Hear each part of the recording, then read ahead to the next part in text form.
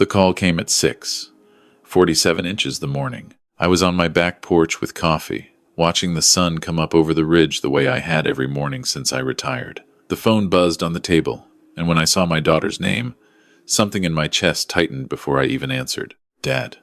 Her voice was thin and controlled, the way it gets when she's trying very hard not to fall apart. Can I come over? I said, I'll put more coffee on. 40 minutes later, her car pulled into my driveway. I watched from the window. She sat in that car for a full 2 minutes before she got out. Then the back door opened, and my grandson climbed out, dragging his backpack, looking at the ground. He was 7 years old, and he already walked like someone carrying something too heavy. Behind him, my granddaughter, barely 4, held her stuffed rabbit by one ear and looked around the yard with those wide, quiet eyes she has. My daughter opened the trunk. It was full of bags. I set down my coffee and went to the door. She walked up the porch steps, and I could see it then, the redness along her jaw, not from crying, but from holding everything in for too long. I put my arms around her, and she stood very still for a moment.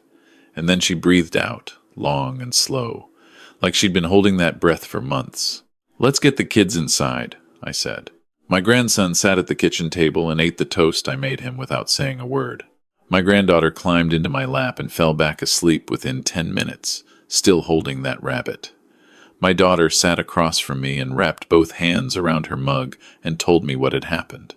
Her mother-in-law had called a family meeting 3 days ago. My son-in-law's entire family, his mother, his brother, his brother's wife, had sat in that living room and delivered what they apparently considered a verdict. My daughter was, according to them, a problem. She had never fit. She didn't understand their way of doing things. She was, in the words my daughter quoted to me carefully and without emotion, a distraction from what this family is building.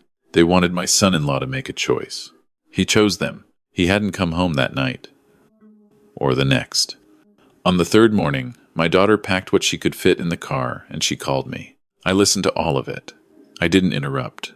When she finished, she looked at me across the table, the way she used to look at me when she was 9 years old and the world had done something she couldn't make sense of yet. What do I do, Dad? I looked at my granddaughter asleep in the chair beside me, her little hand still tucked around that rabbit's ear. I looked at my grandson staring at his toast, like it had personally betrayed him. I said, You don't do anything right now. You're home. What I didn't tell her was that I had been waiting for this call for almost 2 years. I want to be clear about something. I am not a man who looks for fights. I spent 31 years building a civil engineering firm from nothing.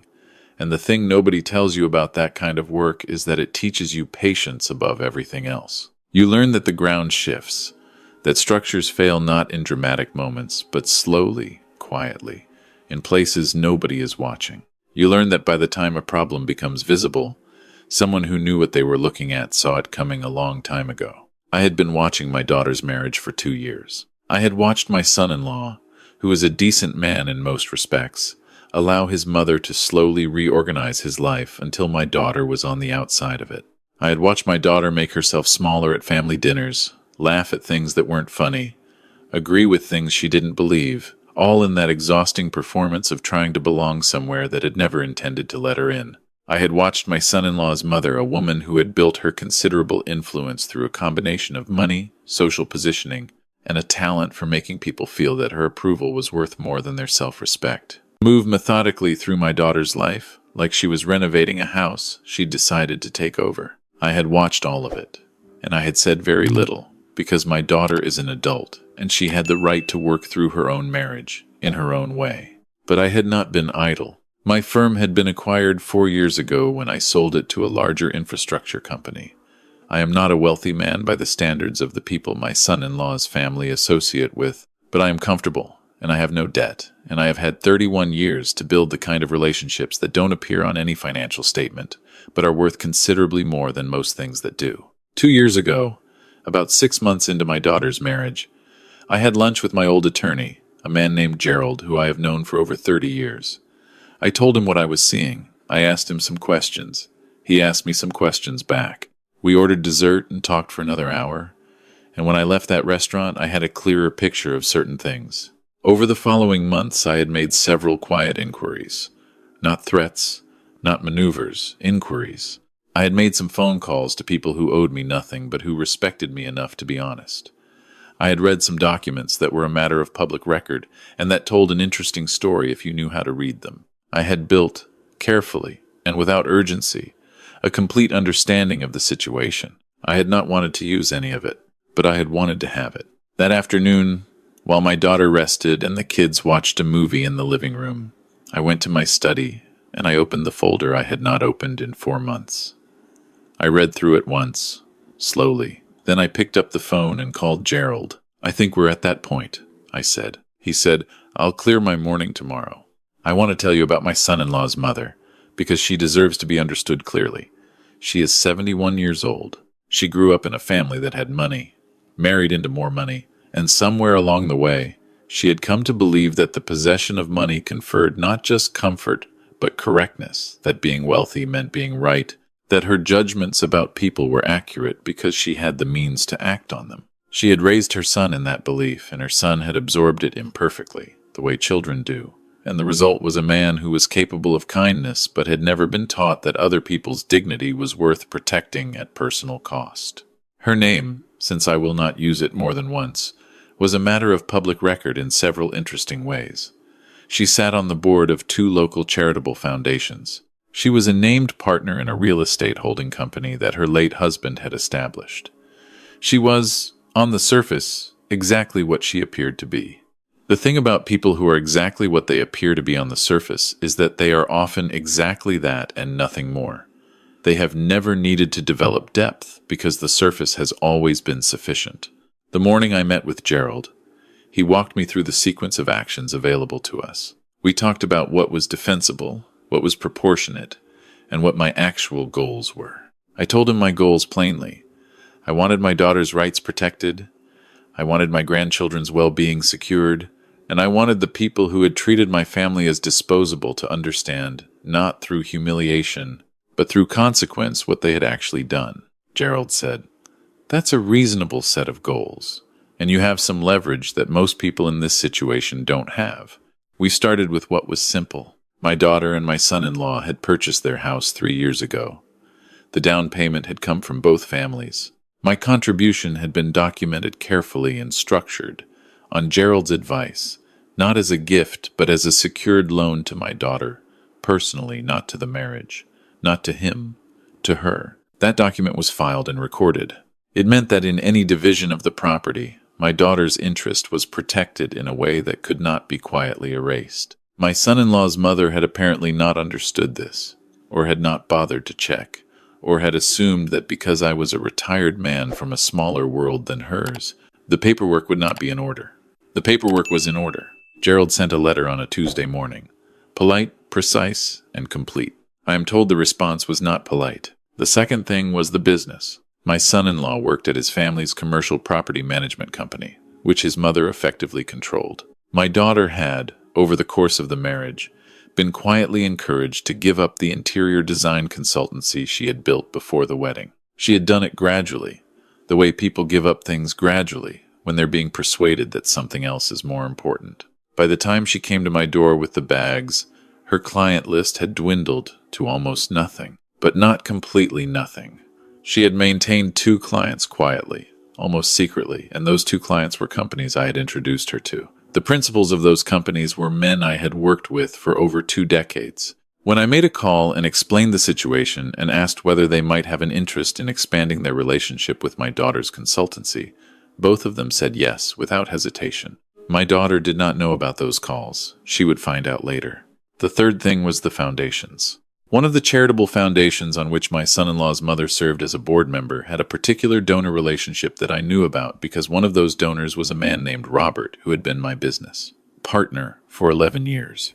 Robert is not a man who likes his name associated with organizations that generate a certain kind of attention. When I told Robert what I knew and what was likely to become more publicly known in the coming weeks, not through any action I was taking, simply through the natural progression of a legal dispute that was now in motion, Robert said he appreciated the heads up. Robert made his own calls. He made them because it was in his interest to make them, not because I asked him to. That is an important distinction. I am not telling you this to suggest that what followed was orchestrated, because it was not. What happened next was simply what happens when people who have operated for a long time as though they are unaccountable encounter the ordinary working of consequences. The letter from Gerald had gone out on a Tuesday. By Thursday, my son-in-law had retained his own attorney, separate from his mother's, which told me something significant. By the following Monday, that attorney had made contact with Gerald about the property matter. The tone, Gerald reported, had shifted considerably from the initial response. But I want to tell you about the Saturday in between, because that is the part that matters most. I had taken my grandson to the park near my house, the same park where I had taught his mother to ride a bicycle, which he doesn't know, but I think about every time we're there. He's a serious child, my grandson, the kind who thinks before he speaks and asks questions that take you off guard. We were sitting on a bench watching the ducks on the pond, and he said, without looking at me, "Grandpa, are Mom and Dad getting divorced?" I didn't answer right away. I watched the ducks for a moment. I said, "I don't know yet. That's going to be up to your mom and your dad to figure out together. But whatever happens, you and your sister are going to be fine. You understand me?" He looked at the ducks. "How do you know?" "Because I'm your grandfather," I said, "and making sure you're fine is my job. I've been doing my job for a long time." He thought about that. Then he leaned against my arm the way he used to when he was much smaller, and we sat there together watching the ducks until it got cold, and I told him I'd make hot chocolate if we headed back. That is the moment I think about when I think about why I did what I did. Not the letters, not the phone calls, not the documents in the folder. That moment on the bench, that small weight against my arm. Over the following 3 weeks, several things occurred in a sequence that felt, from the outside, like coincidence, but was in fact simply the natural result of decisions that had already been made long before my daughter knocked on my door. Robert's withdrawal from the foundation, and the quiet conversation he'd had with 2 other donors, had generated a certain amount of internal discussion on the board.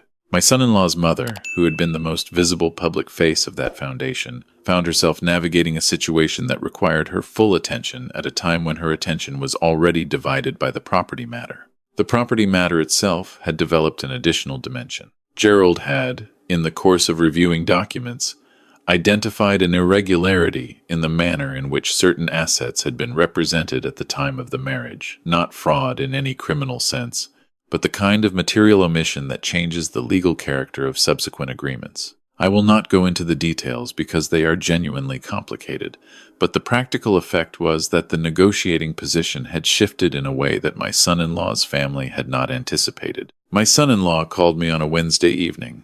I was in the kitchen cooking, and I saw his name on my phone, and I turned the burner down and answered it. He said, "I'd like to talk, just the 2 of us, if that's okay." I said, "Come over Thursday night. I'll make dinner." He came over. He sat at my kitchen table in the same chair his son sits in, and he looked like a man who has been awake for too long and has figured something out that he wishes he'd figured out sooner. I put a plate in front of him, and I sat down across from him, and I waited. He said, "I didn't know about the loan structure. I didn't know you'd done that." I said, "It's on record. You could have checked." He said, "I know." He looked at his plate. "My mother, she told me your family wasn't serious people, that you didn't really understand how these things worked, that everything you'd built was smaller than it looked." He paused. She said it enough times that I started to believe it. I ate some of my dinner. I said, "What do you believe now?" He was quiet for a long time. Then he said, "I think I let my wife down, and I think I let my kids down, and I think I need to fix that if she'll let me." I said, "That's not a conversation you're having with me. That's a conversation you're having with her." He nodded. I said, "But I'll tell you this. My daughter is not a woman who holds grudges. She doesn't have it in her. She got that from her mother. God rest her. What she needs to see is not an apology. She's heard apologies. What she needs to see is a man who has decided who he is and isn't going to let someone else make that decision for him anymore. That's a different thing." He looked up at me then. "Were you always this prepared?" I said, "I've been in the business of building things for 31 years. The most important thing you learn is that you don't wait for a problem to show up before you start thinking about how to handle it. You think about it while everything is still fine. You hope you never need what you've prepared. And when you do need it, you're grateful you didn't have to scramble." He said, My mother is very angry. I said, I imagine she is. I am not a man who takes satisfaction in watching other people suffer, even people who have earned their suffering. What I want, what I have always wanted from this, is not for anyone to be ruined, but for the accounting to be accurate. For the people who treated my daughter as though she were a variable to be eliminated to understand that she is not a variable. She is the whole equation. My son-in-law's mother had to step back from one of the two foundations. The reason given publicly was a desire to focus on personal matters, which is the kind of language that people in her social position use when the real language would be too costly. I don't know exactly what she understood about what had happened or how much of it she attributed to me. I suspect she attributed most of it to bad luck and the disloyalty of people she'd thought were in her orbit. That is fine. The lesson people like her need to learn is rarely about who opposed them. It's about the fact that the ground they were standing on was never as solid as they believed. My daughter and her husband had 5 difficult months. I won't pretend otherwise, and I won't give you a version of events that makes it cleaner than it was. There were weeks when she wasn't sure. There were conversations I wasn't part of and shouldn't have been. My son-in-law did the thing I had told him he needed to do, which is to say he made a clear and irreversible decision about who he was, and then he demonstrated it consistently over time, which is harder than making the decision. His mother did not come to their renewal of vows, which was a small ceremony in my backyard on an afternoon in October. His brother came, and his brother's wife, and they were both somewhat subdued in the way that people are when they're recalibrating. I shook both their hands and meant it. My daughter wore a blue dress and held flowers from my garden. My grandson was in charge of the rings and took this responsibility with the complete seriousness that is his defining characteristic. My granddaughter fell asleep in a lawn chair before the ceremony was half over, still holding the rabbit. Gerald was there. Robert was there. A few of my daughter's clients were there, including the 2 who had expanded their relationship with her consultancy, which had by that point grown back to something she was genuinely proud of. She had rehired her one former employee and brought on a second. After the ceremony, when the adults were talking and the kids were running around the yard, my grandson came and stood next to me and watched his parents talking to their guests. He said, "Grandpa, did you fix it?" I looked down at him. I said, "What do you mean?" He said, "A few months ago you told me that making sure we're fine was your job. Did you do it?" I looked at my daughter laughing at something her husband had said. I looked at the light coming through the oak tree in the corner of the yard that I had planted the year his mother was born. I looked at my grandson, this serious, precise child who notices everything and forgets nothing. I said, "I did my part. Your parents did the harder part." He considered this with the gravity he brings to all important matters. Then he said, "Okay," and went back to running around the yard. The folder is still in my desk drawer. I haven't opened it in months. There's nothing in it I need anymore, but I keep it there because it is a reminder of something I believe about the world, which is this. The people who rely on others being unprepared are not as powerful as they seem. They have simply never had the experience of facing someone who was ready. Once they have that experience, the size of everything changes. My daughter calls me on Sunday mornings now the way she used to before she got married, when we would talk about nothing in particular for 20 minutes while I had my coffee. Those calls had stopped for almost 2 years. I hadn't said anything about it. I had simply noted it, the way I note most things, and waited. Last Sunday, she called, and she talked about a new client she was excited about, and her son's school play, and a recipe she wanted to try. And at the end of the call, she said, "Dad, I want you to know that I know. I don't know all of it, but I know some of it, and I know you were looking out for me even when I didn't know to look." I said, "That's the job." She said, "How long were you watching?" I said, "Long enough."